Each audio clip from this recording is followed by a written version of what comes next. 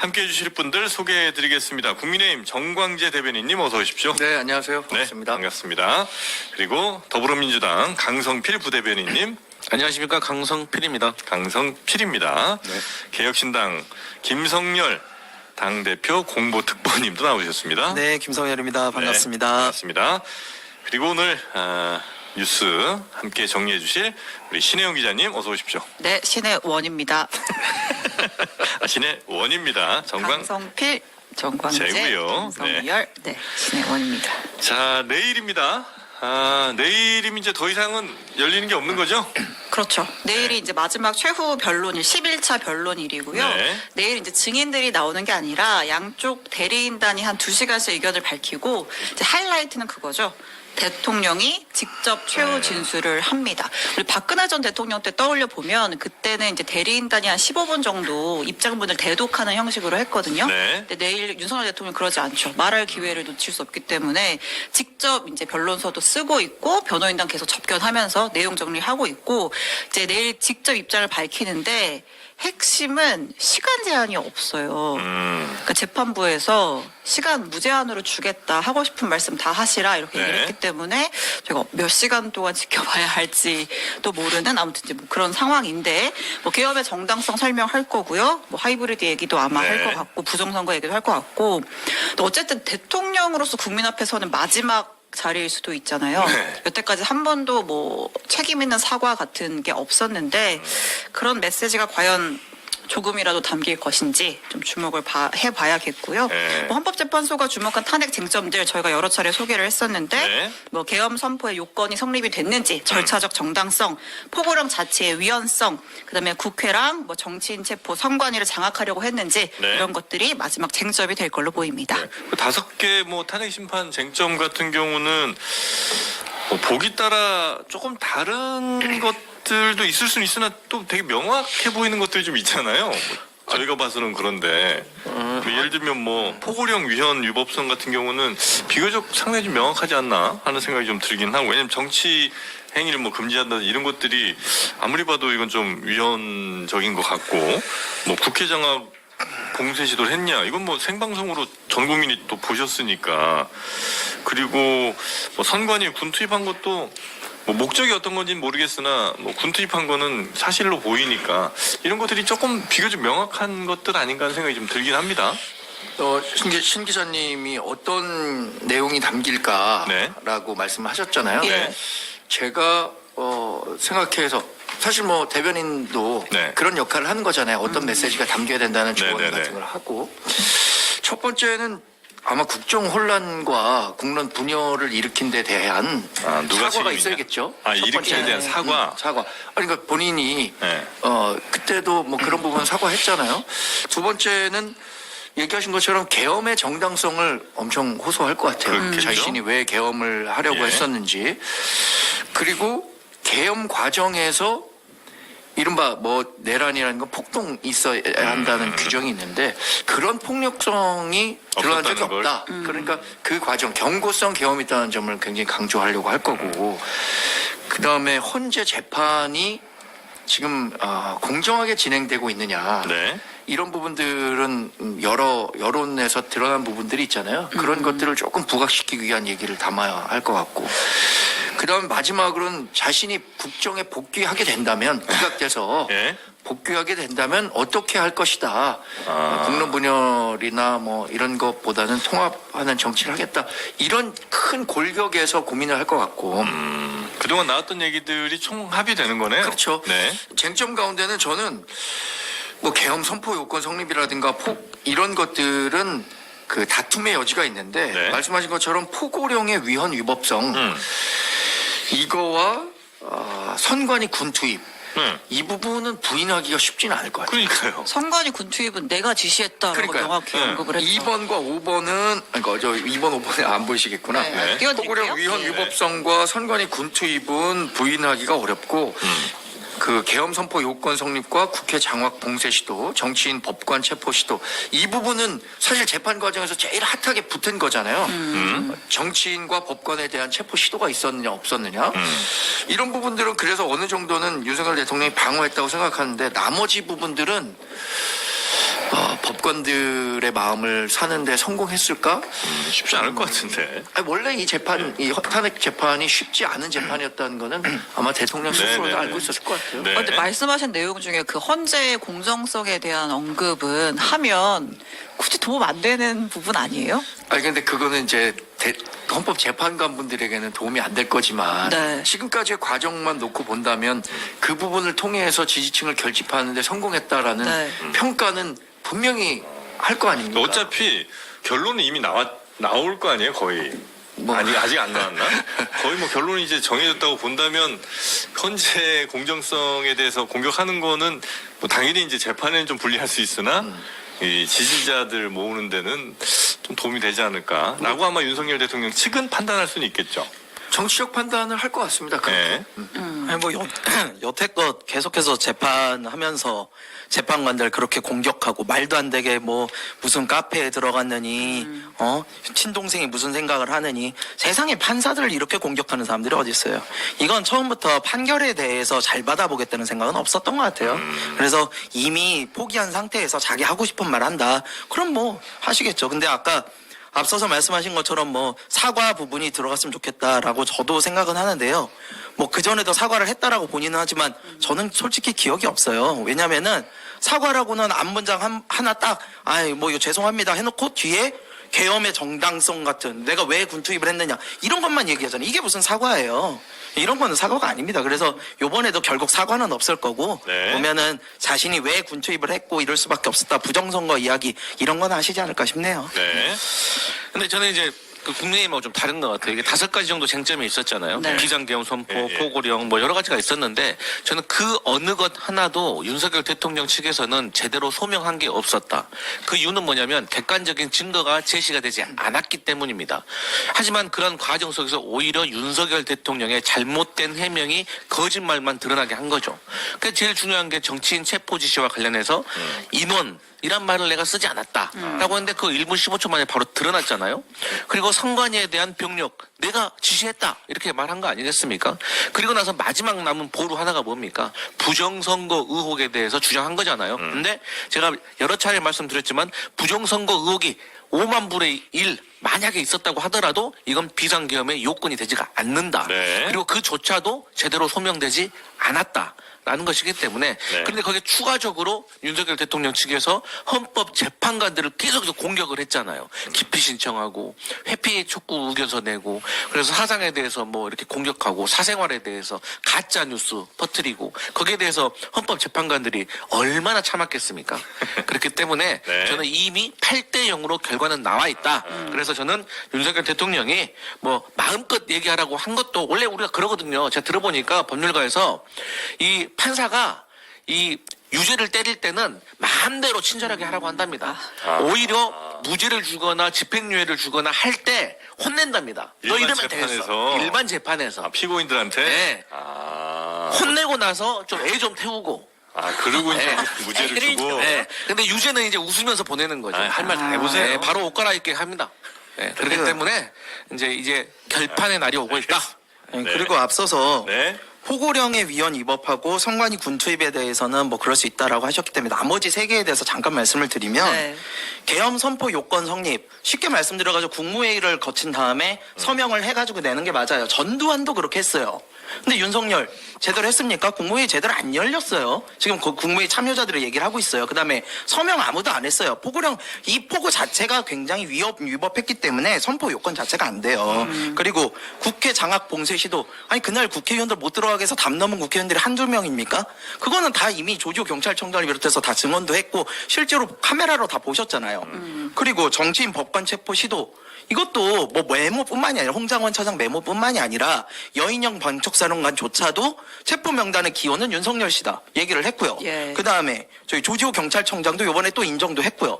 그래서 이런 부분들도 다 너무 명확하게 나와 있는 부분이다. 저는 네. 그렇게 아, 정치인 체포에서 아주 중요한 부분을 왜 하나 빼놓으세요. 아니, 한동훈 대표를 체포하려고 했잖아요. 12월 4일 날 기사에도 나왔지 않습니까? 대통령한테 가서 한동훈이 왜 나 체포하려고 했어요, 형님? 그러니까 네가 포고령을 어겼네. 있었나 보지 뭐 이런 거 예. 얘기했다는 거 아닙니까? 톤은 무슨 톤이에요? 그 톤은. 뭐 하다 보니 이렇게 됐습니다.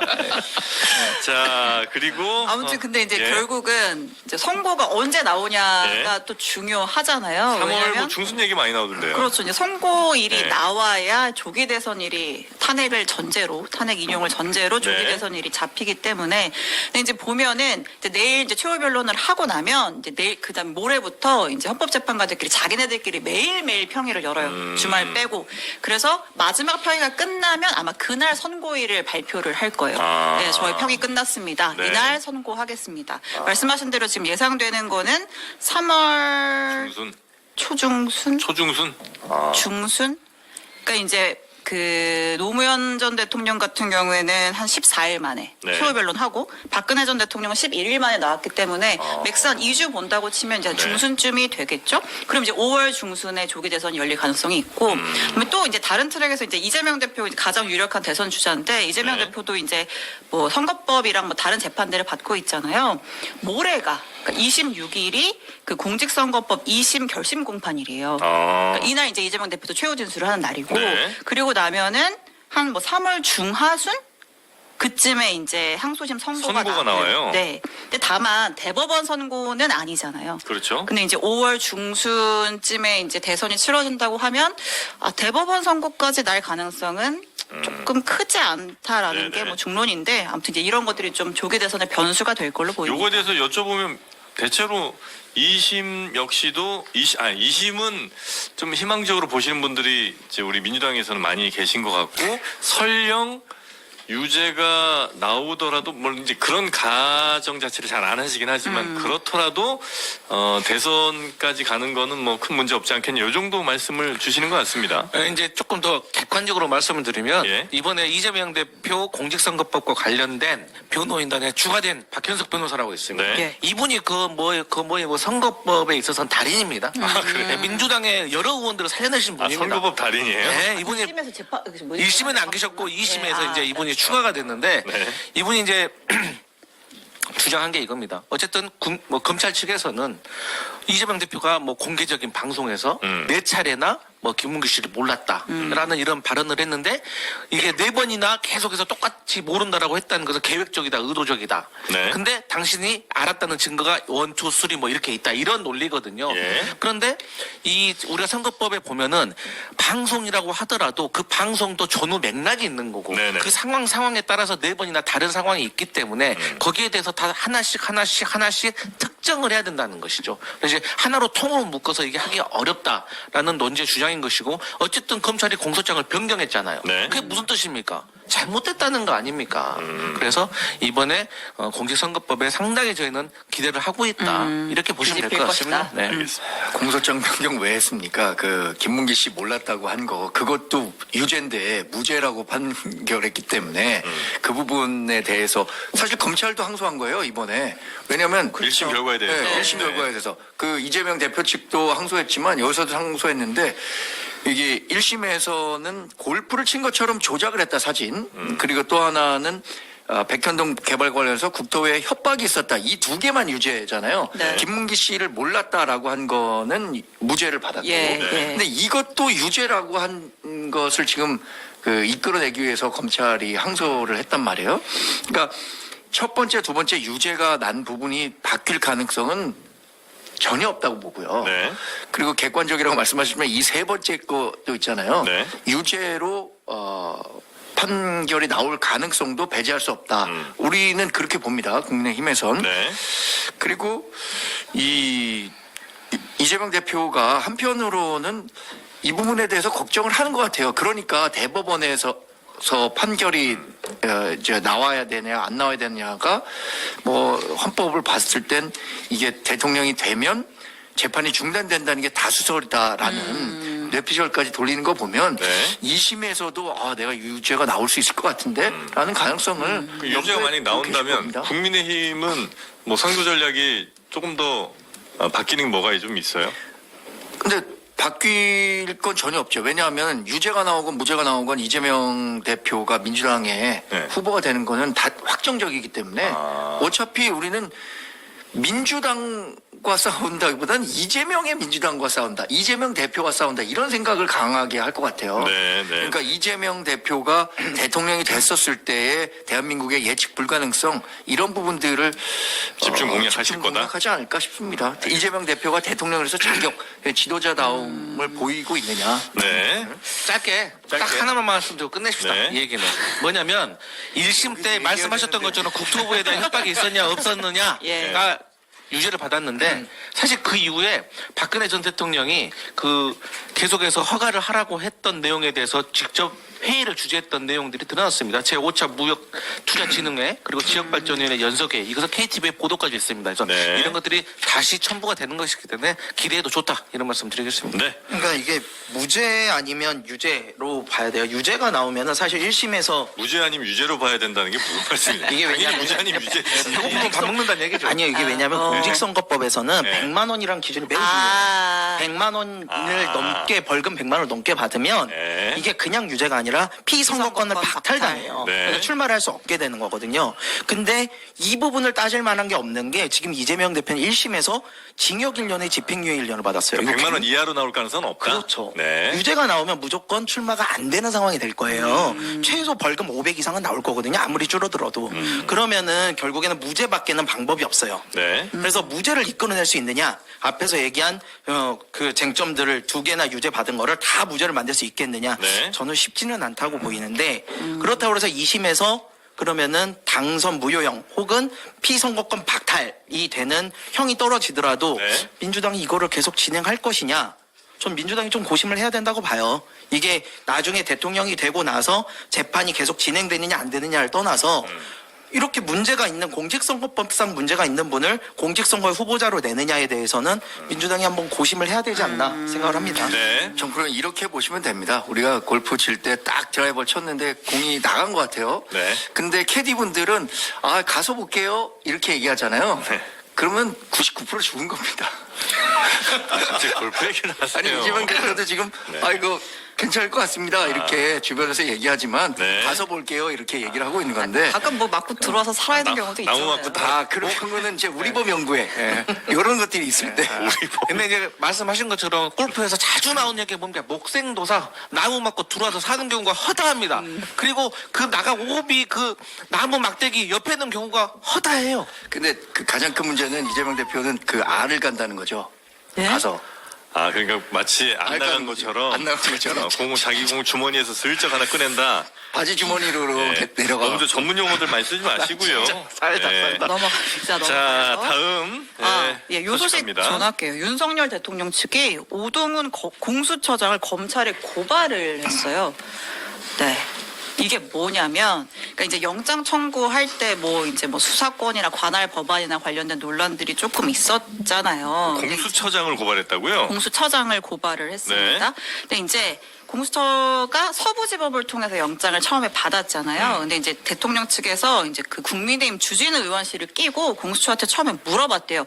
너희 압수수색 영장이랑 통신영장 서울중앙지법에 청구한 적 없어? 이렇게 물어봤는데 네. 없다라고 처음에 답변을 했던 예. 거예요. 근데 이제 나중에 이제 확인을 해보니 공수처가 이제 지난해 12월 6일이랑 8일에 윤 대통령 압수영장, 통신영장 등 해서 한 3건을 중앙지법에 청구를 했었대요. 아. 네, 근데 이제 그게 기각이 됐고요. 네. 그리고 나서 이제 공수처가 이제 중앙지법이 아니라 서부지법에서 이제 체포영장을 발부를 받은 거예요. 네, 그래서 네. 이제 이를 두고 이제 윤 대통령 측에서는 공수처가 중앙지법에서 하니까 안 되니까 서부지법으로 갔어. 영장을 쇼핑한 거 아니야?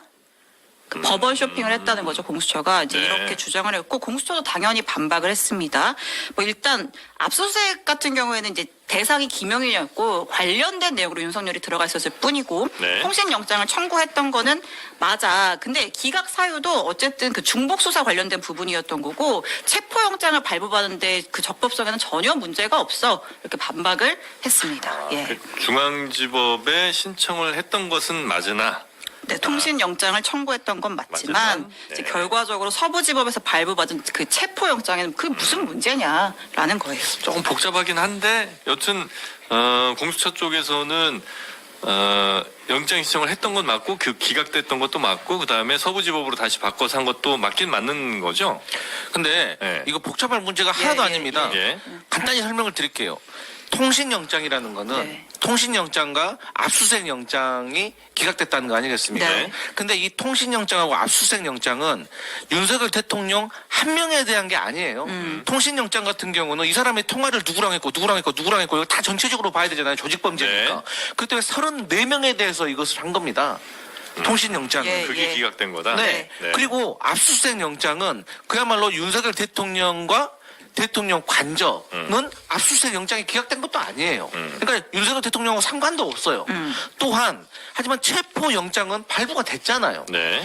우리가 핸드폰 들여다보는 거하고 집안을 수색하는 거하고 사람을 구속시키는 거하고는 이건 축구와 야구처럼 완전 다른 얘기인 거예요. 네. 그리고 윤석열 대통령 1인에 대한 체포영장은 이게 발부가 됐지 않습니까? 예. 그리고 지금 계속해서 서부지법과 중앙지법과 관련해가지고 논쟁을 더 이끌어 나가려고 할 것 같은데 이 논쟁은 언제 끝났냐?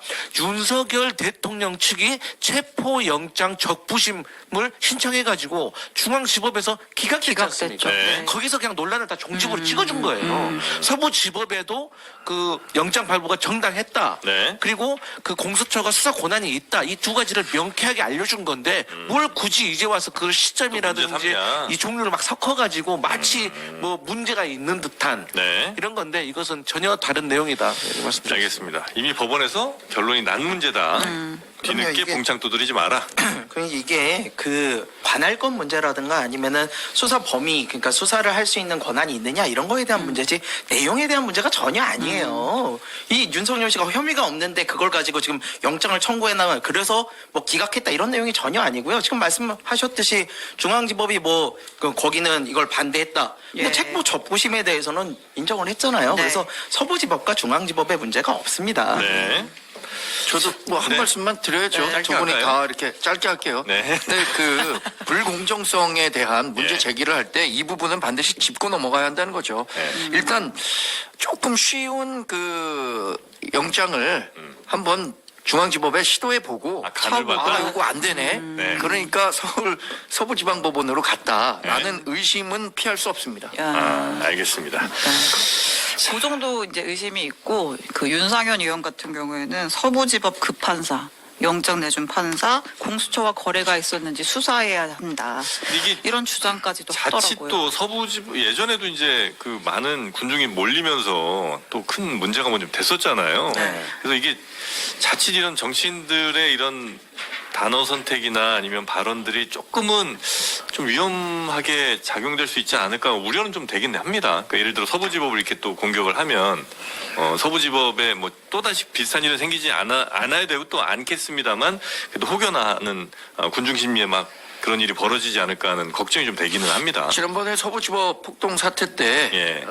상당히 그 엄하게 법으로 다스렸잖아요. 네. 그런 부분들에 대해서 학습 효과도 있을 거고 또 하나는 이런 일이 혹시 또 더 발생할 수도 있으니까 네. 더 철저히 대비하자라는 공권력 차원의 네. 대비도 있으니까 네. 이런 일이 있으면 안 되죠. 정말. 지금 윤상현 의원이 아직도 그 시대착오적인 생각하는 가장 객관적인 증거가 뭐냐면 최근에 여론조사를 보면 중도층이 완전히 국민의힘을 이탈하고 있습니다.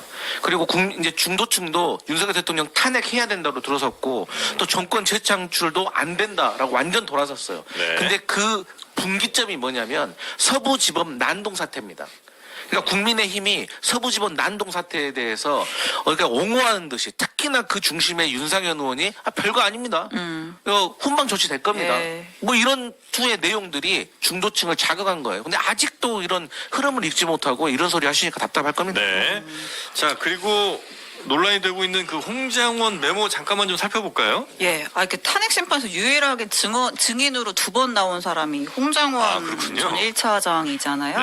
네. 이제 대통령 측에서 이제 제1 타겟으로 삼은 사람이 어떻게 보면 이제 홍장원 전 차장인데. 증언의 신빙성에 대해서 문제를 좀 많이 삼고 있죠. 예, 그러니까 이제 홍장원 차장이 그 정치인 체포 명단 14명 불러줘서 내가 받았어. 그거 예. 듣고 내가 너무 깜짝 놀라서 이렇게 한 거야. 라고 이제 처음에 이제 증언을 했잖아요. 네. 그걸 메모를 두고 탄핵 심판에서 조태영 원장이 그랬죠. 홍장원이 그 메모가 4개가 있어. 그 메모의 신빙성이 흔들려. 그리고 그 사람이 어디서 이거 공간 공터에서 적었다고 했는데 CCTV 보니까 아니야. 이제 이런 식으로 이제 홍장원의 진술을 좀 흔들고 있는 거거든요. 네. 그러니까 헌재에서도 그랬지만 이게 국회 청문회 자리에서도 옮겨왔어요. 그래서 지난주 금요일 내란특위 국조특위에서 장동혁 의원 질의를 한번 들어볼게요. 네.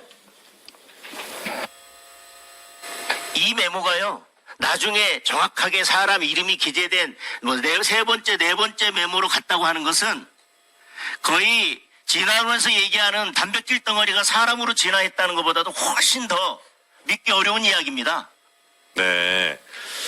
단백질 덩어리가 사람으로 진화했다는 네. 것보다 더 믿기 어렵다. 그러니까 그 저희가 배경으로 네. 나왔는데 그 포스트잇에 적힌 메모 있잖아요. 예. 그 포스트잇에 적힌 메모가 그러니까 홍장원 차장이 처음에 통화를 하면서 이제 주머니에 있던 포스트잇을 꺼내서 적은 이제 뭐 그런 메모라고 하는 것이죠. 네. 노란색 메모를 조금 혹시 가능하면 크게 보여주시면 더 좋긴 할 것 같은데 네. 약간 이 글씨인가 알아보긴 좀 어렵게 저희 일반인들이 볼 때는 그렇게 쓰여지긴 했습니다. 그래서 근데 실제로 홍장원 차장이 그렇게 얘기를 했잖아요. 내가 이제 바깥에서 급하게 적느라 네. 제대로 적지를 못했고 아무튼 그러고 나서 보좌관한테 정서를 시켰다. 그날 밤에 네. 그리고 그 다음 날 다시 또 보좌관 불러가지고 또 한 번 정리를 시켰다. 네. 이런 식으로 해서 이제 우리가 이제 봤던 메모들이 이제 그 뒤에 탄핵 심판에서 홍장원 차장이 직접 공개를 했던 메모들인데 아무튼 이제 이 첫 메모라고 하는 거를 이제 국민의힘에서 들고 나와서 뭐 이걸로 어떻게 그 정서를 시키느냐 뭐 이제 이런 주장을 하는 네. 거죠. 예, 그러니까 이게 예. 그냥 흘려 쓴 거라고 하긴 조금 그래 보이는데 저희가 볼 때는 비전문가들이 근데 볼 때는 저는 일단 이 메모의 출처가 확실한지가 좀 궁금해요. 이 메모를 홍장원 전 차장이 차장이 직접 쓴 게 맞는지가 홍장원 전 차장이 맞- 여기에 대해서는 얘기는 안 하고 있나요? 일단은 언급은 아직 없는데. 아직까지는. 네. 근데 이제 일단 홍장원 차장은 이 첫 메모 같은 경우는 자기가 이제 정서를 시키고 나서 이제 폐기했다고 버렸다라고 이제 얘기를 했었는데. 네. 이제 요거에 대한 좀 뭐 어쨌든 출처 확인이나 이런 게 조금 추가로 나온 내용은 없는 상황이네요. 예. 네. 이 메모는 어떻게 우리가 좀 봐야 됩니까? 좀 헷갈립니다, 이거는. 1, 2차 메모는 글씨라고 알아보긴 좀 어려울 것 같고. 저도 그 굉장히 의아해요. 그래서 네. 1차 메모 같은 경우에 도저히 알아볼 수 있는 이게 또 한글 표기라고도 하기가 어려운 정도고. 왼손 오른손 문제는 아닌 것 같고요. 네, 왼손 오른손 문제는 아니죠. 2차 메모는 이게 일종의 뭐 암호 같은 걸로 쓴 건가 국정원 내에서. 그럴 뭐, 수 있을 것 예. 같아요, 2차 메모. 그래서 네.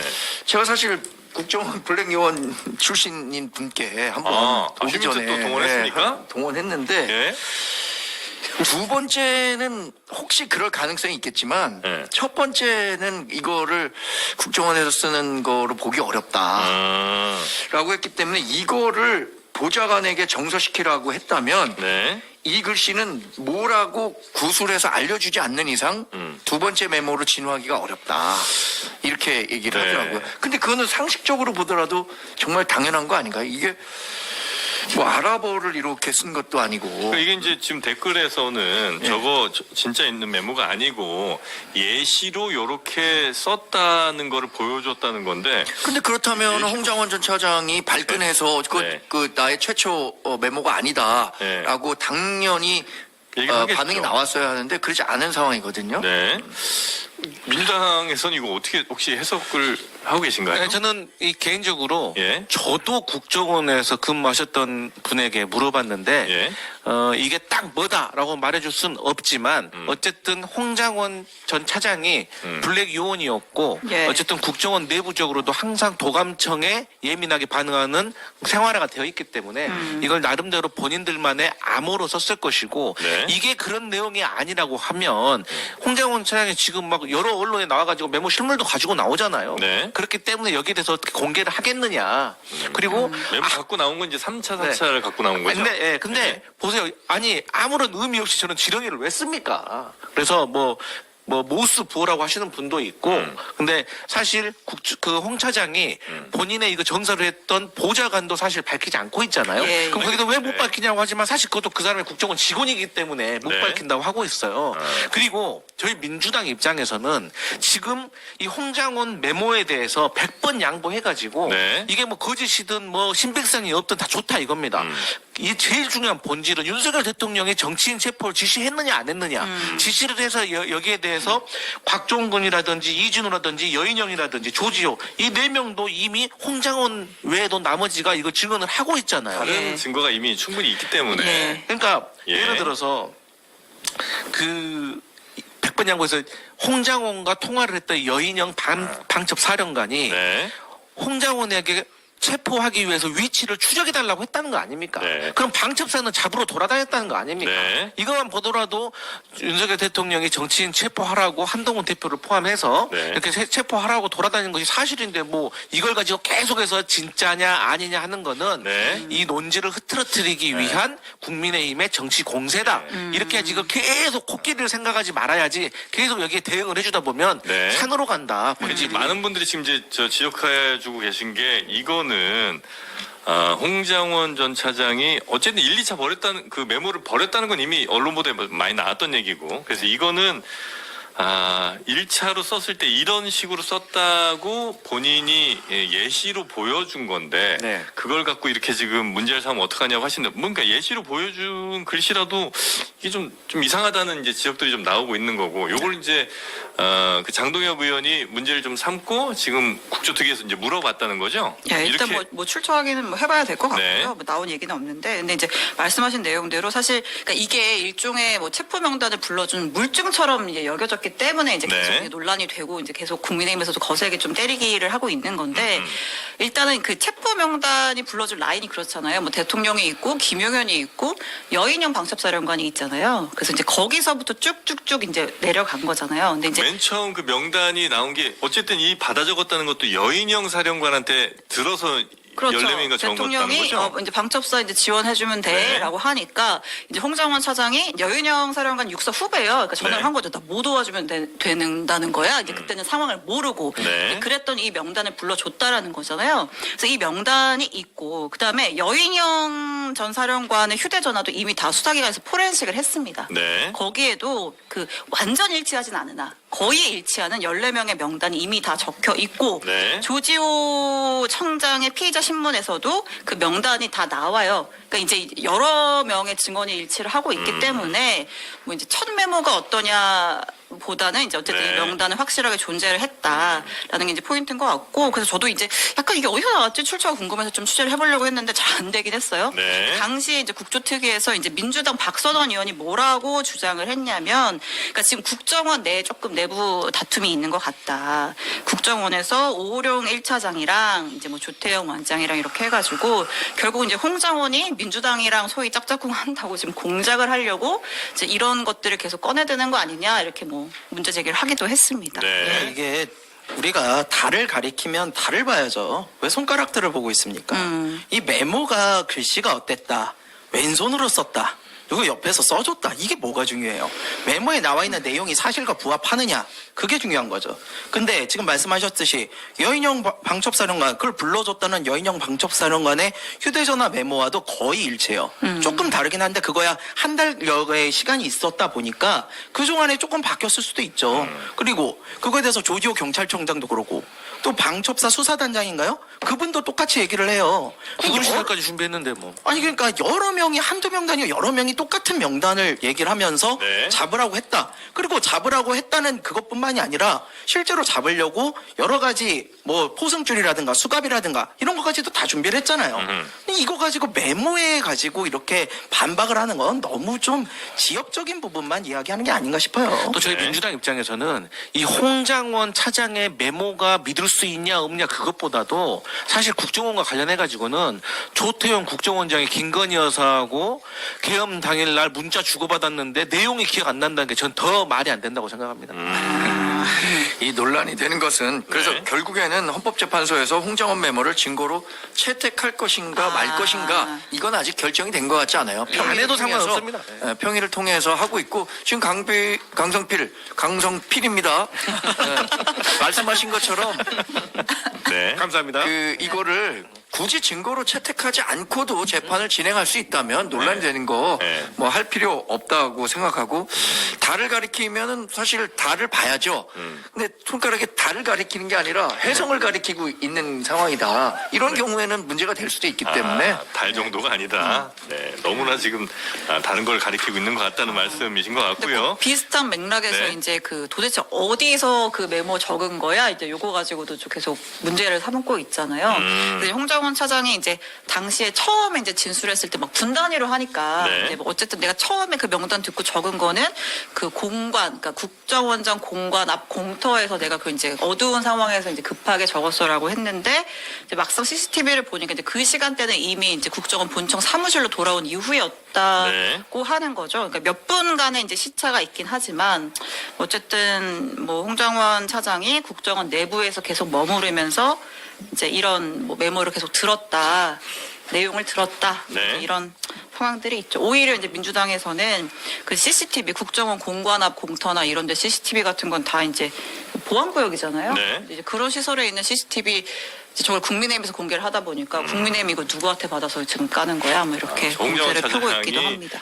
증언했던 그 위치랑 그 시간대가 맞느냐를 이제 검증을 해보니까 뭐 약간의 오차는 좀 있을 수 있으나 뭐 큰 대세 지장은 없다.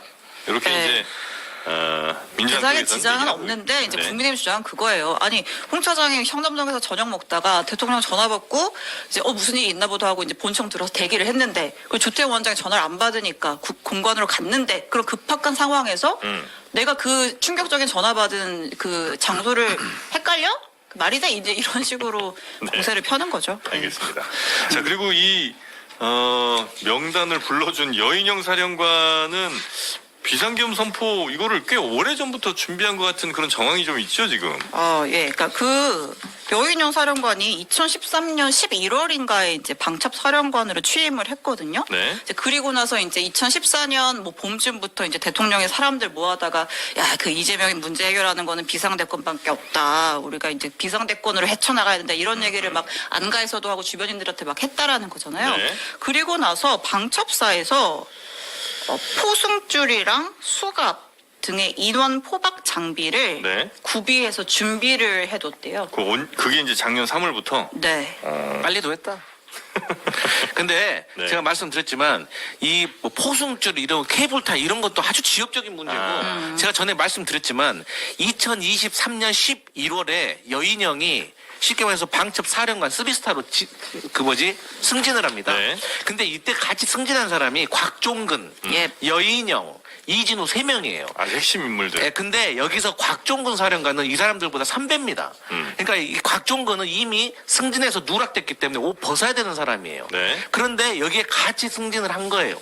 그리고 나서 특전, 방첩, 이 수방 이 세 가지 계엄 당시에 아주 중요한 요직을 맡긴 거거든요. 네. 근데 우리 공무원 사회도 이 본청에서 승진을 하잖아요. 그러면 이제 바깥으로 좀 돌립니다. 승진했기 때문에. 그리고 다시 밖에서 또 그 점수 싸고 나면 다시 본청으로 들어와 승진하고 이런 구조로 되어 있거든요. 네. 마찬가지로 군 인사도 승진을 3스타로 하게 되면 그 바깥 군단장으로 지방으로 돕니다. 네. 그래야 되는데 이분들을 끝까지 그 요직에 앉혀놨다는 거예요. 그렇기 때문에 민주당의 김병주 의원이나 박선원 의원이 이게 이상한 인사라는 것을 캐치를 한 거고 알아보니 또 곽종근이라는 사람 대신에 원래 승진을 해야 될 사람이 있었을 거 아니에요. 네. 그 사람이 밀린 거 아닙니까? 그러니까 이 군 내부에서도 여기에 대해서 얘기가 나와서 저희가 계엄이 있을 것이다라는 것을 제가 미리 알고 있었던 작년 것이고 8, 9월에 이제 한참 민주당에서 그 의혹 제기할 때 네. 근거가 뭐야? 그게 그 전년도에 있었던 군 인사에서부터 시작됐던 네, 거예요. 네, 네. 그래서 이런 것들에 대해서는 이미 아주 오래전부터 그러니까 그러면 23년 11월 군 인사 때 벌어졌다고 하면 군 인사를 바로 하는 게 아니잖아요. 네. 그 전에 전체 조각을 하지 않습니까? 네. 그러니까 훨씬 그 전부터 준비가 돼 있었다. 이렇게 보시면 됩니다. 네. 자, 그리고 좀 반가운 소식 하나 갈까요? 뭐죠? 그 캡틴 아메리카 있잖아요. 아, 안모 씨. 왜 반가운 거예요? 아니, 아니, 좀 아니, 재밌는 소식. 예. 뭐 재밌나요? 아무튼 하여튼 구속이 됐습니다. 네. 이분. 네. 40대 남성 네. 안모 씨 캡틴 아메리카 복장을 하고 중국 대사관에 이제 난입을 시도했고 네. 근데 거기서 뭐 시진핑 뭐뭐 해봐 막 뭐 외쳤던 이재명 뭐뭐 해봐 막 외치고 인권위도 갔죠. 인권위도 이제 미국 군복 입고해서 난입했던 네. 그분이 구속이 됐습니다. 아, 구속영장 실질심사 출석할 때 네. 기자들을 향해서 영어로 욕설을 했습니다. 기자들한테요? 예, 근데 저희 지난주에 누가 얘기했죠? 그 영어 어디서 배웠냐고 했더니 파주 영어 마을에서 영어 배웠다고 했던 저런 분은 이제 고투 안모 씨. 프리즌이죠. 아, 근데 본인이 별의별 주장을 많이 하셨더라고요. 미군 장교 출신이다 이런 주장도 했고 내가 안중근 의사의 후손이다 그런 주장도 했다고 하는데 아무튼 그 난동범이죠. 예, 구속이 됐습니다. 네. 근데 저는 사실 이게 우리 보수 집회 시위 가보면 네. 가끔 이제 뭐 다윗의 별을 든 분도 있고 성조기를 든 분도 있고 네네네. 다양한 합니다. 분들이 있죠. 근데 저는 한미 동맹의 가치가 굉장히 중요하고 우리 정말 외교 안보의 축이죠. 네. 참고로 저는 미군 부대에서 근무하면서 정말 한미 동맹의 살아있는 화석이에요. 아, 진짜? 투사로. 네. 아, 그래요? 그런데 아, 여기만 팩트가 아직하네. 이렇게 미국과의 동맹의 가치가 중요하다고 생각하지만 네. 보수 집회에 뭐 성조기가 등장하고 캡틴 아메리카 복장이 등장하고 이거는 그렇게 뭐 좋아 보이지는 않더라고요. 아, 그래요? 우리가 뭐 주권 국가고 한데 미군으로 굳이 복무하셨다고 뭐 하니까 또 성조기까지 네, 들 들고 필요가 있나? 저 거기까지 괜찮다고 지금 다윗의 별까지 가는 거는 좀 그렇더라고요. 아 근데 저는 이스라엘 궁금한 게 국기가 많은 거. 이스라엘 국기는 왜 드는 거예요, 진짜? 아니, 이렇게 그러니까 그게 말씀드렸잖아요. 기독교 네. 단체들이 하다 보니까 네. 그런 성향이 있는 것 같은데 네. 그것까지 드는 거는 뭐 이렇게 좋아 그러니까 보이진 않더라. 다시 짧게 말씀드리면 이 성령이 예수님의 말씀이 전 세계로 퍼졌죠. 예루살렘에 땅 끝까지 전하게 하라 했잖아요. 땅 갔다면 이제 다시 원 본부로 돌아가는 거예요. 네. 그래서 그 영광을 돌리기 위해서 이스라엘 국기 듭니다. 그렇네요. 사랑교회에서 하는 건 좀 그렇네요. 알겠습니다. 자, 캡틴 아메리카는 구속이 됐고요. 네. 영어로 기자들한테 욕설을 했는데 그 영어는 파주 영어 마을에서 배운 걸로 확인이 됐고요. 아, 뭐라고 했는지 너무 궁금해가지고 그 네. 회사 영상 찾아봤는데 찍으러 안 갔나 봐요. 아, 그래요? 확인 못해서 굳이 못 그것까지만 잡았는데. 찍을 필요가 있나 싶은데. 그렇습니다. 자, 그리고 증거인멸 정황이 여기저기서 좀 드러나고 있는데 네. 김용현 전 장관이 아, 야, 예, 뭐 예. 많이 뭘 없앴나 봐요? 그러니까 이제 김용현 장관의 수행 비서가 있어요. 네. 영모 씨가 있는데 어쨌든 이제 김용현 장관 동선이나 뭐 전화통화 이런 거 다 들었던 사람일 거 아니에요. 네. 그래서 지난달에 국회에서 증인으를 불러다가도 진술을 막 들으려고 했는데 그때는 사실 증언을 거부했단 말이죠. 근데 이분이 역시 수사기관 앞에서는 술술 이야기를 했습니다. 네. 그러니까 이제 계엄 선포되고 나서 그 김용현 장관이 네. 이 양모 씨한테 네. 그 내 책상 2층 서재에 있는 내 책상 위에 있는 자료 전부 다 세절해. 그래서 잘라서 없애버려. 양모 씨 이제 수행 비서죠. 네, 수행은 핵심 측근이죠. 네. 근데 김용현이 저한테 그 내 책상 위에 있는 모든 자료를 전부 다 세절해라고 했다라는 거예요. 그래서 한 3시간에 걸쳐서 그 이제 세절기통을 3번 비워가면서 모든 자료를 세절했다. 네, 그 종이를 이렇게 쭉 넣으면 쫙 갈려 나오는 거. 그 통을 3통을 비웠다라고. 세통 굉장히 많은 거. 그렇죠. 그러니까 굉장히 상세하게 당시에 그 정황을 묘사를 했고요. 네. 그 다음에 김 전 장관이 노트북도 폐기해라고 해서 그 노트북을 망치로 부쉈대요. 네. 그 망치로 부수는 과정에서 내가 손가락도 다쳤다. 이런 구체적인 진술을 했다고 합니다. 예전에는 보통 무슨 저 첩보 영화 이런 거 보면 뭐 하드디스크 없애려고 전자레인지에 돌리고. 전자레인지 돌리고 뭐 이런 게 있잖아요. 김용현 장관은 굉장히- 화면 보호기 아무도 풀 줄 모르는 사람이에요. 아날로그 아니, 워드를 못 친다잖아요. 그런데 이분이 포고령 작성했다고 떠밀면 되겠습니까? 그러니까 망치로 때려 부수라고 하지. 그것도 망치로 때려 부수는 그 부관도 난 참 안타깝네, 아니, 근데 진짜. 망치를 부수는 과정에서 또 네. 손가락이 다쳤답니다. 아, 조심성이 없네. 근데 마음이 지금 아파요. 어디를 못 친다는 거는 저 추측이다. 사실과 다른 것 같아요. 왜냐하면 그 연세 드신 분들도 네. PC에 요새 얼마나 그 익숙한데 워드를 못 친다고 합니까? 그리고 그 좀 희화화된 측면이 있지만 뭘로 쳤습니까? 무슨 워드 프로그램 쳤습니까? LG요? LG로 쳤다는 예. 것도 본인이 쓰는 컴퓨터가 LG고 네. 그 안에는 한글이나 워드나 있었겠죠. 그거에 대한 답변이 좀 이렇게 잘못됐다고 보지. 워드도 못 치는 분 아니 이라고 말씀하신 그렇게 하면 것처럼 안 되죠. 나이 드신 분들도 할 줄 아는데 이분은 나이도 그렇게 많이 안 드셨는데 아니, 못한다니까 문제 아닙니까? 그러니까 하실 수 있다는 거예요. 이게 뭡니까? LG가 뭡니까? LG가. 아니 근데 이거는 검증해보면 법정에서 금방 할 수 있는 거 아 아니에요? 그럼요. 아니 주변에 증언들 있잖아. 화면 보기 풀 줄 모른다잖아요. 그래도 컴퓨터 주고 네. 야 한배 타자 한번 쳐보세요 이렇게 해갖고 뭐 몇 타 치는지 금방 나는 것 같은데 이거는 뭐 굳이 타 어렵게 치는 게 중요한 게 아니라 정확히 치느냐가 중요하죠. 아 이래서 특검해야 되는 겁니다. 근데 이제 보면은 책상에 있는 자료를 3시간에 걸쳐서 세절할 정도면요. 거의 책상이 서류로 덮여 있었을 거예요. 그것도 그냥 이게 왜냐면 3시간 컴퓨터의 중요 자료들은 인쇄를 하면 안 돼요. 인쇄를 하면 안 되는 것들이 있어요. 네. 실제로 인쇄를 하면 기록 누가 인쇄했는지 언제 했는지까지 남는 그런 보안 자료들이 있거든요. 네. 근데 제가 보기에는 이분은 이거 다 뽑아가지고 책상 위에서 보신 것 같은데요. 그러지 않고서 3시간 동안 이거를 파쇄할 게 밑에서 있겠어요? 뽑아서 보고를 올려준 것들 본 거죠. 아, 그랬을 수도 있고요. 그래서 컴퓨터에 그렇게 뛰어나신 분은 아닌 것 같다라는 생각이 네. 들어요. 예. 아무튼 이 파쇄를 지시한 시점이 12월 5일. 예. 이제 김영현 장관이 면직된 당일이고요. 이제 그로부터 3일 뒤에 검찰에 긴급 체포가 됐죠. 네. 근데 아무튼 김영현은 지금 이제 보석도 기각되고 잡혀 들어가 있는데 그러니까 네. 추가 증거 인멸 우려는 낮아 보이는데 김성훈 경호처 차장 말이에요. 여기도 지금 증거인멸, 예. 3번이 기각이 됐는데 저희가 계속 이제 우려를 했던 건 이제 비화폰 관련된 관리를 이제 이분이 하는데 증거인멸 우려 있잖아 이제 계속 우리가 우려를 표했잖아요. 네. 자, 근데 실제로 그 증거인멸을 시도한 정황이 드러났습니다. 어떤 증거인멸을요? 그러니까 계엄 직후에 김성훈 차장이 그 부하 직원들, 경호처 직원들한테 야, 빨리 이제 비화폰 그거 정보들 빨리 데이터 삭제해라고 지시를 했다라는 거예요. 근데 경호처 직원들이 거부했대요. 아 상관이 지신데도 예, 근데 거부를 하면서 그냥 말로만 거부한 게 아니고 보고서를 작성해서 올렸다고 합니다. 그러니까 경호처 보안성 강화 방안 검토 결과라고 해서 공식 문서를 만들어갖고 거기에 검토 사항을 달아서 이거 이렇게 삭제하는 거 형법 155조 증거인멸 관련 문제 소지 이렇게 못 박아서 기록을 한 거예요. 아 부하 직원들이 이렇게 왜냐면 이제 자신들도 어쩌면 그 범죄에 연루될 수도 있는 거니까 그렇죠. 많이 증거인멸을 한다면 그래서 예. 이렇게 공문서까지 만들어서 보고서까지 네. 만들어서 이렇게 하시면 안 됩니다. 네. 라고 이제 보고를 했는데도 불구하고 예.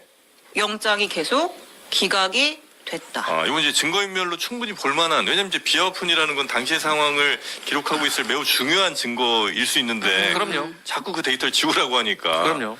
근데도 증거인멸로 그 우려로 보통은 이제 구속이 되잖아요. 그렇죠. 근데 안 되고 있는 검찰 단계에서 안 되고 있는 거죠. 법원에 간 것도 아니고. 그렇죠. 예. 네. 그러니까 이제 경찰이 계속해서 지금 특수공무 집행 방해하고 어쨌든 그 관련된 그 김성훈 차장에 대해서 영장을 신청을 했는데 네. 검찰이 지금 이거 계속해서 기각을 하고 있죠. 기각이라는 표현이 맞는 건지 모르겠지만 네. 근데 이게 왜 중요하냐 추가적으로 좀 말씀을 드리면 일단 이 비화폰이 지금 민간인 즉 김건희 여사에게 지금 지급됐을 확률이 매우 높습니다. 그러면 이 비화폰은 공무원들만 사용할 수 있는데 일단 김건희는 민간인이잖아요. 네. 그렇기 때문에 여기서부터 일단 불법이 자행된 것이고 또 김건희가 또 누구에게 또 줬을 수 있습니다. 네. 추가적으로. 그래서 이런 것들을 밝혀내야 되는 아주 중요한 단서가 되는 건데 민간인 노상원 씨한테도 또 이미 간 것이죠. 갔다고 하고요. 네. 그리고 근데 이게 이틀 간격으로 이게 자동 삭제가 된답니다. 비화폰 예. 기록이. 근데 이 정도는 포렌식을 통해서 충분히 살려낼 살릴 수 수가 있고. 있는데 네. 이걸 인위적으로 삭제를 해버리면 포렌식으로 복구할 가능성이 매우 떨어진다고 하기 때문에 이걸 시급하게 빨리 이것을 복구를 하려면은 김성훈 차장을 구속을 시켜야 됩니다. 아직도 이 비화폰 복구 확보가 안 돼 있는 상황이죠. 뭐 안 되는 검찰이나 거죠. 이런 데서. 안 되는 거죠. 그러니까 결론적으로 네. 그러면 검찰이 왜 자꾸 경찰에 이 영장을 반려하느냐. 이것은 제 생각에는 김용현 전 국방부 장관도 경찰에 출두하기 전에 경찰 고위직과 통화를 했다는 지금 의혹 보도가 있는 거 아니겠습니까? 그렇기 때문에 검찰도 이 비화폰의 서버가 열리게 되면 네. 검찰의 어떤 불법적인 내용 판도라의 상자가 열릴 수도 있기 때문에 검찰이 계속해서 지금 말도 안 되는 뭐 대통령 체포영장 형소법 110조를 예외로 핑계대면서 안 열어주는 것이 아니냐라는 것이에요. 그래서 다시 또 말씀드리지만 이래서 내란 특검이 필요한 겁니다. 여기 서울 서부지검 입장도 좀 설명해야 되겠죠? 예, 서울 해주세요. 서부지검 예. 왜요? 이렇게 얘기했잖아요. 아니 검찰이세요? 일방적으로 다 검찰이 왜 기각했느냐 네, 궁금해하시니까 네. 법과 원칙에 따라 현출된 증거를 충분히 검토해 영장을 기각했다 이렇게 얘기를 했고 또 하나는 보안 유출을 우려한 조처였고 실제 삭제한 기록이 없다라고 이제 김 차장이 주장을 했는데 이 부분을 받아들였다라고 설명을 그러니까 저는 했으니까 그 부분이 조금 이게 그러니까 이제 결국은 그 삭제 지시를 한 게 그 보안 사항이 유출될까봐 그랬다는 건데 이 상황에서는 이거를 보안 유출보다 증거인멸로 보는 아니, 게 그러니까 이 정부는 맞지 않나. 아무 일도 일어나지 않았으면 그냥 괜찮다라는 식인 거예요. 아니 실제 삭제한 기록이 있는지 없는지를 안 봤는데 어떻게 알아요? 아니, 그러니까 검찰의 이런 행위가 결코 일반적이지 않아요. 왜냐하면은 김성훈 차장이 어떤 사람입니까? 이미 그 대통령 체포영장 집행 당시에 특수공무 집행 방해 혐의를 받고 있는 사람이에요. 그러니까 수사에 협조적이지 않고 뭔가 감추려고 하고 뭔가를 지우려고 한다는 정황이 충분히 있어요. 거기에 부하들이 직접 이런 지시를 받았었는데 우리가 거부를 해서 삭제를 안 했다. 네. 그러면은 결과적으로 삭제가 안 됐다고 그래서 이 사람이 그런 시도를 앞으로 안 한다는 보장이 있습니까? 계속해서 그런 시도를 할 거라는 게 충분히 예상이 되잖아요. 그럼 당연히 구속영장을 받아들여야죠. 신청을 해야죠. 네. 되게 일반적이지 않아요. 일반적이지 않다 보니까 앞에서 얘기하신 것처럼 검찰이 뭐 약점이 있나? 라는 생각까지도 가능한 부분이 있는 거예요. 검찰 얘기를 괜히 제가 했네요. 그냥 우리 신 기자님이 이 입장만 설명해 주셨으면 되는데 내가 왜 했지? 갑자기 또 우리 신 기자도 뭐라 그래요? 아니 신 기자님은 팩트를 전달해야 되니까 네.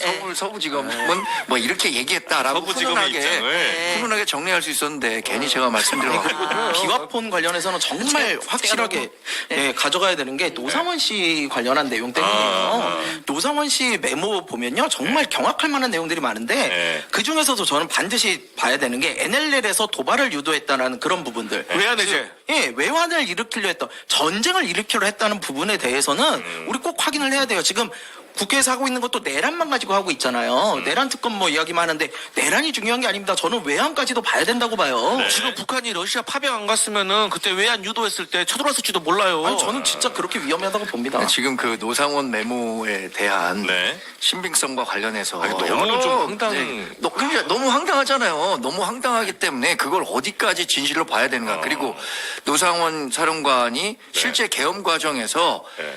뭘 했는지. 할 수 있는 영역과 하지 못하는 영역이 분명히 있었을 거라 생각합니다. 예. 근데 본인이 이런 것 좀 안 하겠지, 이런 것 좀 안 하겠지, 자기가 그냥 머릿속에서 생각하는 걸 적어놓은 걸 가지고 그게 그 계엄령이 오래 지속됐었으면 이런 일이 다 실현됐을 것이다 라고 가정해서 얘기하는 것은 무리가 있다. 아니야, 라고 사람한테 생각해야죠. 그걸 맡기거나 이게 물어보거나 한 거 자체가 좀 문제 아니에요? 비화폰은 국무위원들도 못 가지고 있어요. 비화폰을 가지고 있는 사람이 얼마나 되는데요. 그리고 그러니까 그런 걸 확인하기 위해서 비화폰 서버를 확보를 해야 되는 거예요. 근데 그걸 자꾸 지우려고 하잖아요. 근데 왜 구속영장 신청을 안 해요? 말이 안 되는 거죠. 아니, 이제 그러니까 사실 말씀하셨던 것처럼 국무위원도 대통령이 필요하다고 싶으면은 지급은 네. 할 수가 있는데 그것도 요건이 있어요. 그런데 노상원 같은 햄버거 보살이 어떻게 그걸 가져갈 수가 있겠습니까?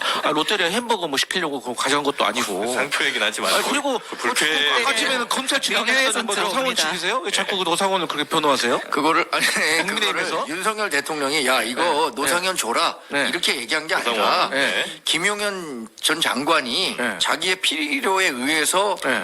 준 거지. 네. 뭐 그걸 윤석열 대통령의 계엄령과 완전히 결부시켜서 뭐 윤석열, 김건희 여사가 이 계엄령과 관련해서 네. 노상원 전 사령관에게 비화폰을 주고 네. 노상원 전 사령관이 메모했었던 것은 다 계엄령이 실시되면 현실에 옮기겠다 이렇게 판단할 수는 없다. 그럼 만약에 이거는 김건희 여사가 그야말로- 비화폰을 사용했다는 거 잘못된 겁니까? 말 아닙니까? 그대로 네. 노상원 그 전 사령관이 지금 여러 가지 그 공격의 빌미를 준 거는 있지만 네. 그걸 다 사실이라고 생각한다면 정말 그 음모론에 상당히 중독된 사람입니다. 그 호환 마마보다 무서운 게 음모론이에요. 아니 구금시설 같은 거 확보해놓은 정황이 있잖아요. 그러니까 그 음모론에 그 빠져 있는 한 달 사람은 원형 절단기도 구입하고. 왜 쓰냐고. 성관이 그런 투입은 사람을. 노상원이 직접 기획했어요. 네. 아니 그리고 기본적으로 그 나중에 계엄이 된 다음에 계엄사에 그 조직도가 있잖아요. 네. 그게 노상원이 그 뭐 이 본부장인가 뭐 하나 맡았잖아요. 아, 그러니까요. 아니 그러니까 그 사람이 민간인이었으면 왜 비화폰을 지급을 하고 김용현이 직접 정상호인가요? 거기? 그분은 민간인이 아니라 무속인이에요. 아 무속인. 예. 왜 협조하라고 김용현 장관이 네. 직접 부하들한테 얘기를 해주고 그러겠습니까? 무속인 비하 발언인데 무속인도 민간이네. 하여튼 본인은 아니라는 거죠. 그러면 네. 국정에 개입하고 이 계엄에 이 불법 계엄에 이 가담한 네네. 무속인 나쁜 사람인 거죠. 자, 그리고 갑니다. 명태균, 요거 좀 짧게 갈까요? 예. 짧게 네. 가는 이유는 저는 명태균 씨 소식을 전할 때마다 매번 조금씩 짜증이 나는데 네, 현타가 너무 많이 온대. 왜냐면 지금 막 명태균 씨 변호인 측에서 막 이제 조각조각 까고 막 주장하고 막 반박하고 이런 게 있어요. 근데 이거를 다루긴 다루는데 검찰은 다 알고 있거든요. 수사 기록 빨리 까면 돼요. 근데 명확하게 검찰 왜 그러는 겁니까? 수사 결과를 발표를 안 해주니까 지금 사실은 계속 최건희 대표님, 제가 검찰 왜 그러는 검찰 겁니까? 대변 안 하겠다고 했잖아요. 죄송합니다. 예. 죄송합니다. 자, 아무튼 뭐 했어요? 뭐 했냐면 일단 예. 이제 명태균 씨가 지금 이제 저격을 하고 있는 게 홍준표 시장이랑 오세훈 시장 두 사람이잖아요. 네. 홍준표 시장이 나는 명태균이랑 따로 만난 적이 한 번도 없어. 만난 적이 없어라고 했는데 사진을 또 공개를 합니다. 같이 한 자리에서 있는 잡힌 사진을 공개를 하죠. 2014년 3월 중소기업 융합 경남연합회에서 개최한 제2회 창조경제 CEO 아카데미 조찬회에서 홍준표 당시 이제 경남 도지사였고 그 옆에서 이제 사회를 보는 사람이 이제 명태균 아니냐. 이제 이거는 사실 민주당에 이제 공개를 한 사진이에요. 네. 민주당에서. 아무튼 이런 얘기가 있고, 그 다음에 이제 명태균 씨가 오세훈 시장이랑 나도 엄청 만났어. 보궐선거 2021년 그 당시에도 한 4번 만났어. 이렇게 얘기를 했는데, 이제 오 시장이 무슨 새빨간 거짓말 이렇게 부인을 했죠. 그러니까, 거짓말이라고 내가 너랑 뭘 먹었는지도 구체적으로 기억을 해라고 하면서 네. 그 오 시장의 당협 사무실 대각선 한 50m쯤에 있는 송땡땡이라는 중국집 갔잖아. 청국장집도 갔잖아. 장어집도 갔잖아. 이런 식으로 얘기를 해요. 네. 근데 이제 오 시장은 어디서 제2의 생태땅 의혹을 제기하고 있어. 이제 이런 상황인데 그러니까 이런 주장과 진술들 검찰 확인했으면 빨리 좀 오세훈 수사 결과를 시장이 발표했으면 좋겠다. 계란 반숙을 좋아한답니다.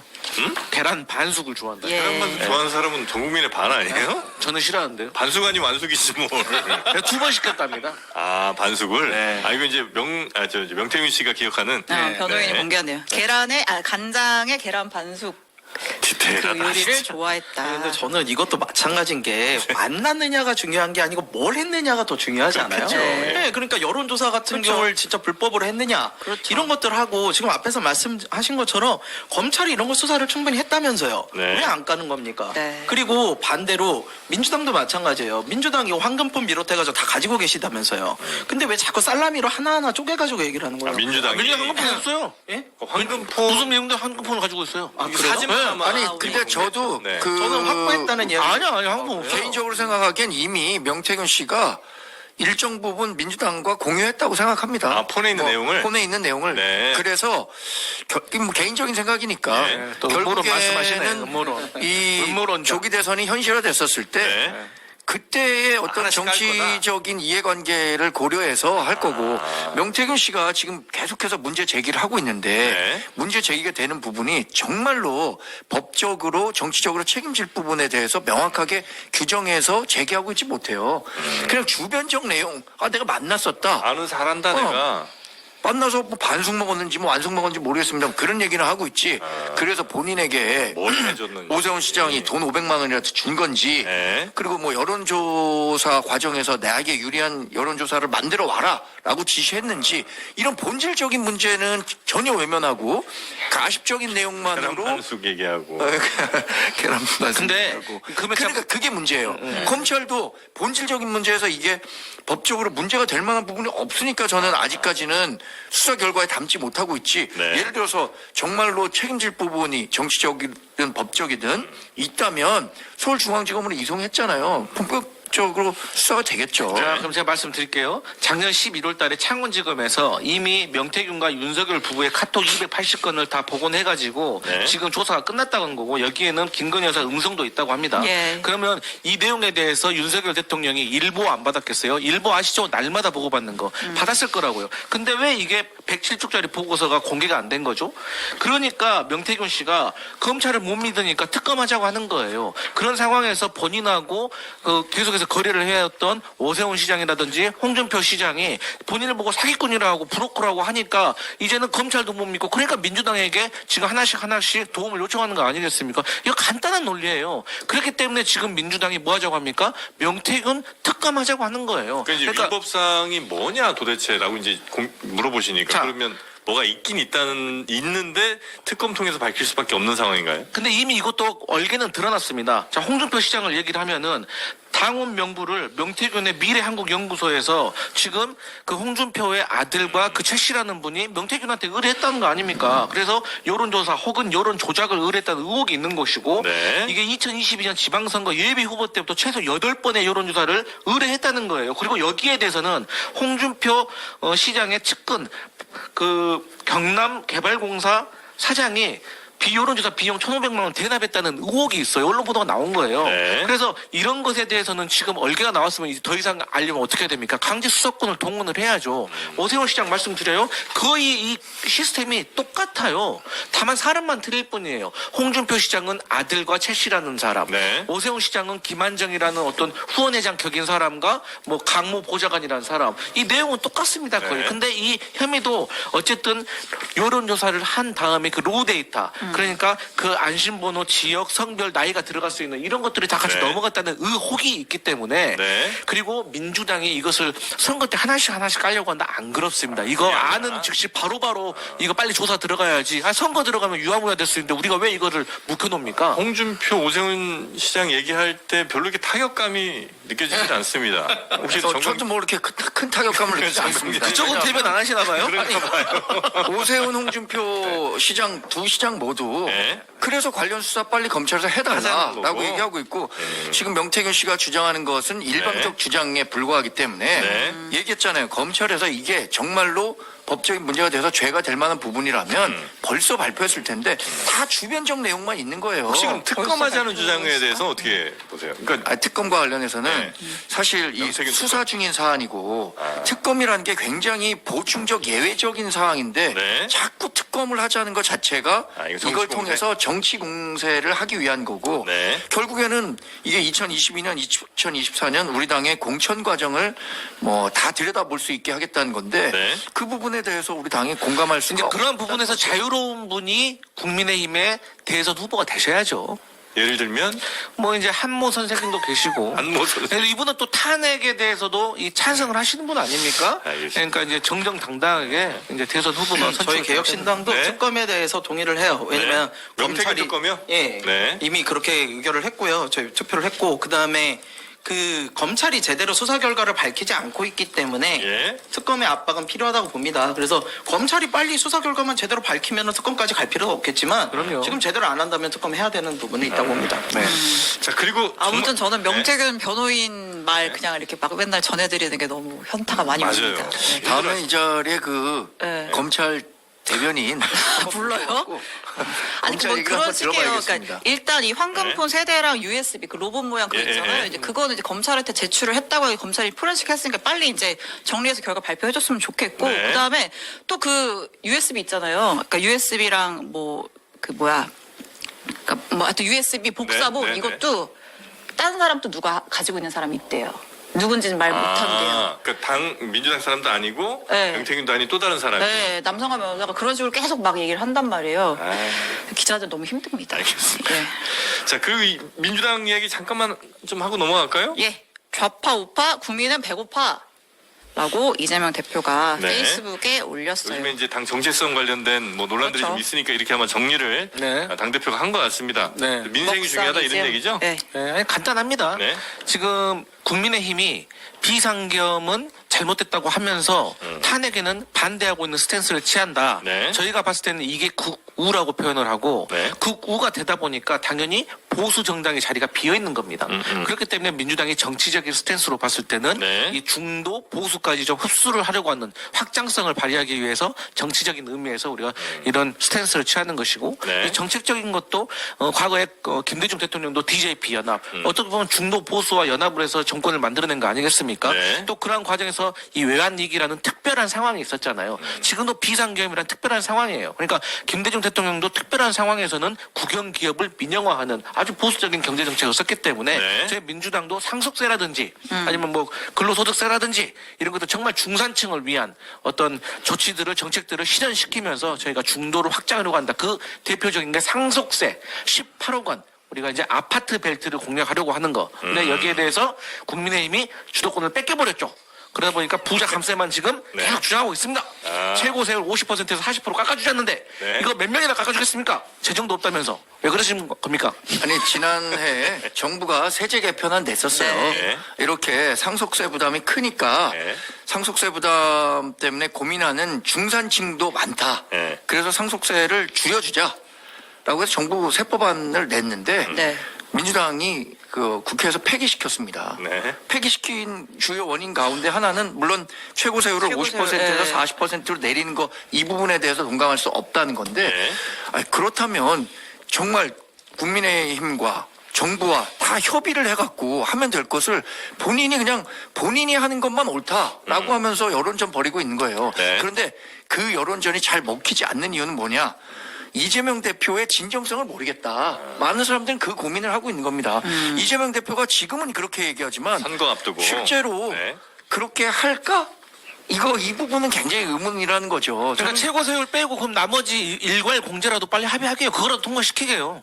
최고 세율을 뺄 수가 없는 게 지금 네, 최고 세율이 빠진 경우에 예를 들어서 중소기업의 가업승계 문제라든가 현재가 이제 50%고 가산 20%. 가산 20%면 60%까지 간다는 거잖아요. 네. 그러니까 그 문제를 빼고 그 진행할 경우에 네. 다시 세제 개편 논의를 어떻게 시작할 수 있냐 이거죠. 그럼 원샷을 왜 안 하는 거예요? 아니 그러면 그 최고 세율 그 말씀하신 중소기업 그 상속 때문에 지금 마포, 용상, 성동구에 계신 중산층들이 지금 상속세를 지금 물게 생겼는데 그 내버려 둘 겁니까? 그러니까 중산층을? 그 부분 빨리 조정하자는 거잖아요. 아니 조정할 게 뭐가 있어요? 그게 합의만 해주면 되는 거예요. 되는 것부터 먼저 아, 하자는 그럼요. 말씀이시고 네. 이번 기회에 제대로 해야 된다는 게 아마 우리 정광재 대변인 아이 뭐 항상 말씀이신 제대로 된 거 없었어요. 둘 다 조금만 양보하시면 되는데 아, 그래요? 그걸 안 하시니까 그러는 거고요. 네. 중지한 좀 내세요. 그래 아유, 뭐, 저희- 갑자기 무슨 얘기하는 거예요? 저희 지금? 발의를 못해서 좀 도와주십시오. 발의할 수 있도록. 아, 우리에게 와. 해줄 수 있는 사람이 없어. 이재명 대표가 네. 지금 자기 중도 보수 이야기를 하셨잖아요. 근데 네. 사실 지금 들고 나온 건 아니에요. 예전에 저희 개혁신당 오셨을 때도 대표님께서 직접 우리 민주당은 사실은 중도 보수가 아닌가 싶다라는 말씀을 하신 적도 있어요. 제대로 알고 있네. 그러니까 갑자기 선거 때 꺼낸 이야기는 아니에요. 근데 저는 궁금한 게 뭐냐면요. 실제로 실행할 수 있느냐예요. 계속 얘기하지만 상속세요 이렇게 하지만 결국에는 당에서 못 통과할 거라니까요. 제가 52시간 얘기도 했잖아요. 화이트 이기잼션 그거 관련해가지고 이재명 대표 먼저 던졌잖아요. 저는 그래가지고 이거 좋다. 그래 연구직들 고소득자에 한해서는 52시간 넘어서 선택할 수 있게 해주자. 반도체 살려보자. 좋았는데 그거 결국에는 뒤로 빠졌잖아요. 아, 우리 금투세 실패했잖아요. 민주노총 가가지고 뭐라 그러셨어요? 또 민주노총 가서는 52시간 지키겠다 또 그러고 계시잖아요. 도대체 어느 길을 가시는 거예요 지금? 그게 너무 궁금한 아니 거예요. 케이스 바이 케이스로 생각을 해야지. 어쨌든 간에 상속세와 관련해 가지고는 우리가 제대로 지금 합의를 하려고 일괄공제 하자고 하니까 합의된 것부터 좀 하자 이거예요. 네. 그리고 또 논의하자 이거예요. 알겠습니다. 네. 자산 이게- 가격 이렇게 올려놓고 상속세 걱정하니까 굉장히 뭐 그러네요.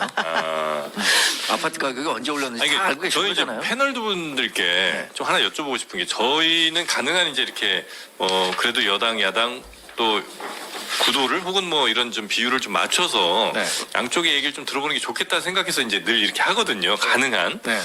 근데 또 댓글에서 보면 지금 뭐 무슨 국민의힘 얘기를 뭐하러 들어 이런 사람들 혹은 뭐 그냥 민주당 그 뭐 한 일이 있단 말이죠. 여러분 어떻게 하는 게 더 괜찮습니까? 이렇게 지금 하는 게 괜찮나요? 아니면 그냥 아예 그냥 한 얘기를 팍 듣는 게 낫습니까? 한쪽 아유, 얘기로. 같이 이렇게 여야를 불러가지고 그게 아무래도 그럼요. 괜찮겠죠? 3당까지 딱 불러가지고 이렇게 네. 하는 게 맞죠. 여당 야당 밸런스 맞추는 게 좋겠죠? 아 그럼요. 맞습니다. 그래서 저희가 편파만 지나면 안 돼요. 당 밸런스를 맞추는 게 참 이런 얘기 중요합니다. 네. 밸런스 맞추는 방송. 네. 기업이 장난이 아니시구나. 네. 징글징글합니다. 식후 혈당 상승 억제에 도움을 줄 수 있는 바나나잎 아니고요. 바나바잎 추출물이 여기 들어있습니다. 55mg. 아유. 네, 바나바잎이 들어있습니다. 코로솔산도 있네. 예. 파티 밸런스가 아니라 슈거 밸런스였군요. 나당 밸런스 얘기를 파티 밸런스인 줄 알았거든요. 우리 같은 당원들은 꼭 먹어야 됩니다. 그렇습니다. 분리당원들은 2병씩 드시네. 근데 이 당 네. 밸런스를 잘 지켜야 돼요, 정말로. 밸런스를 잘 지켜야 돼요. 안 네. 그러면은 최근에 뭐, 저는 우리 당 대표에게 갖다 드리겠습니다. 뭐 시사 프로그램이 네. 이게 논란이 되고 있잖아요. 네, 네, 네. 당 밸런스는 잘 지켜야 돼요. 네. 자, 여러분도 당 밸런스 저희와 함께 잘 맞춰줘 주시고요. 그래야 또 몸도 건강하고 여러분의 정치 건강도, 정신도 건강해질 수 있습니다. 네. 자, 당 밸런스 저희 영상 하단에 링크 따라오시면 되겠고요. 오늘 세 분과는 요 정도 하고 마무리하면 어떨까 싶은데 좀 뭐 잘할까요? 할까요, 그럼? 아, 저 다음 일정이 있어서 네, 한가신 분들하고 계속 하셔도 되고요. 아, 요즘 바쁘신 모양입니다. 아, 저는 많이 바쁘죠. 알겠습니다. 강성필 이 와중에 저희 대변인님. 이준석 대표도 좀 잘 챙겨주십시오. 저희 이준석 대표 대권 나오고 이준석 당 대표도 당 대표. 네, 알겠습니다. 자, 그러면 오늘은 여기서 마무리하고요. 다음 주에 뵙겠습니다. 고맙습니다. 세 분. 감사합니다. 네, 고맙습니다.